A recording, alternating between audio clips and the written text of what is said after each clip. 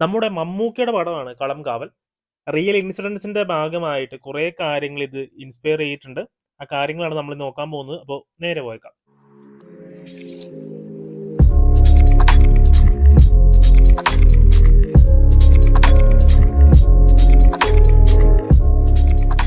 Signed Mohan ചെയ്ത ക്രൈംസിനെ inspire ചെയ്ത ഒരു പടമാണ് കളങ്കാവൽ. അതിന്റെ ഒറിജിനൽ സ്റ്റോറി എങ്ങനെയാണ് എന്ന് നമുക്ക് നോക്കാം.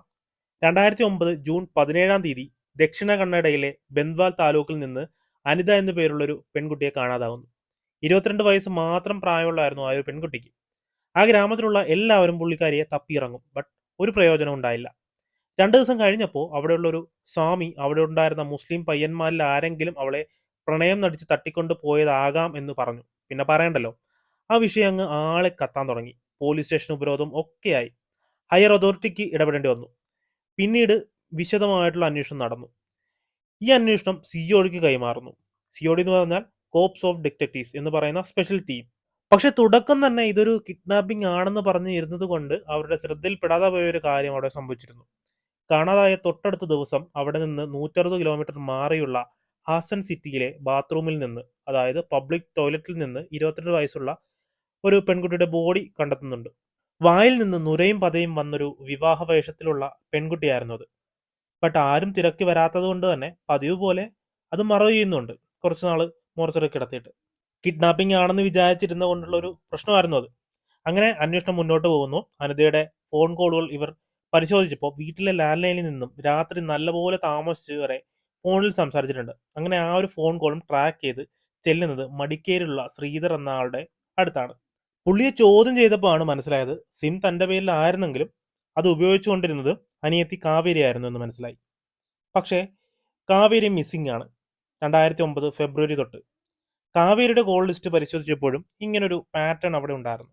കാവേരി സ്ഥിരമായിട്ട് സംസാരിക്കുന്ന ഒരു നമ്പർ. വീട്ടുകാർക്കും ആ നമ്പർ ആരുടെയാണെന്ന് അറിയില്ല. അത് തിരക്കി ചെന്നപ്പോൾ മനസ്സിലാകുന്നത് കാസർഗോഡ് സ്വദേശിയായിരുന്ന പുഷ്പ എന്ന യുവതിയുടെ നമ്പറാണ് എന്നാണ്. അവരെയും മാസങ്ങളായിട്ട് കാണാനുമില്ല. പിന്നീട് അന്വേഷിച്ച് വന്നപ്പോൾ സെയിം പാറ്റേണിൽ നടക്കുന്ന മിസ്സിങ്ങിന്റെ എണ്ണം കൂടി കൂടി വന്നു. ഇതൊരു സാധാ മിസ്സിംഗ് കേസിൽ നിന്ന് സീരിയൽ കില്ലിംഗ് അല്ലെങ്കിൽ പ്രോസ്റ്റിറ്റ്യൂഷൻ റാക്കറ്റ് എന്ന് അവർ ഉറപ്പിക്കുന്നു. അങ്ങനെ സൈബർ അനലറ്റിക്സ് വിങ്ങിന്റെ സഹായം അവർ ആവശ്യപ്പെടുന്നു. അങ്ങനെ ഇതുവരെ കിട്ടിയ തെളിവിന്റെ അടിസ്ഥാനത്തിൽ ഒരു എക്സാമിൻ നടത്തുകയാണ്.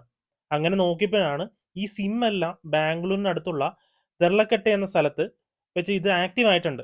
ആ ഒരു സ്ഥലത്ത് വെച്ച് അങ്ങനെ ദർലക്കട്ടയിലേക്ക് അന്വേഷണം നീളുന്നു. അപ്പോഴും ഇതൊരു സീരിയൽ കില്ലിംഗ് അല്ല, മേ ബി സെക്സ് റാക്കറ്റ് ആണ് എന്നോർത്തിട്ടായിരിക്കണം അവിടെയുള്ള എല്ലാ ഹോട്ടലും റെയ്ഡ് ചെയ്യുന്നത്.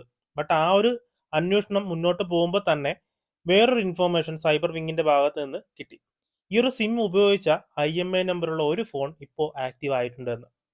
തള്ളക്കെട്ടിൽ വെച്ച് തന്നെ അതെത്തിപ്പെട്ടത് ധനുഷ് എന്ന് പറയുന്ന 16-കാരന്റെ മുന്നിലാണ്. ബട്ട് ഈ ഒരു കേസിൽ ഒരു ബന്ധവും ഇല്ല ഈ ഒരു പയ്യന്.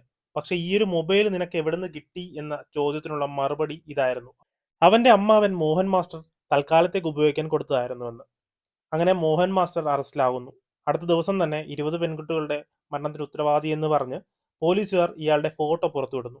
മാധ്യമങ്ങളിൽ ഇയാൾക്കൊരു പേരും കൊടുക്കുന്നു: സൈനിഡ് മോഹൻ. വിവാഹപ്രായം കഴിഞ്ഞു നിൽക്കുന്ന പാവപ്പെട്ട വീട്ടിലെ പെൺകുട്ടികളെ പ്രേമിച്ച് കുറച്ച് നാൾ കഴിയുമ്പോൾ ഒളിച്ചോടാൻ പ്രേരിപ്പിക്കും. കല്യാണപ്രായം കഴിഞ്ഞു നിൽക്കുന്നവർ ആയതുകൊണ്ട് തന്നെ ഒന്നും ചിന്തിക്കാതെ ഇറങ്ങിപ്പോവും. പെൺകുട്ടികളുടെ നാട്ടിൽ നിന്ന് കുറേ ദൂരെയുള്ള സ്ഥലത്തേക്ക് കൊണ്ടുപോയി അവിടെയുള്ള അമ്പലത്തിൽ വെച്ച് കല്യാണം നടത്തും.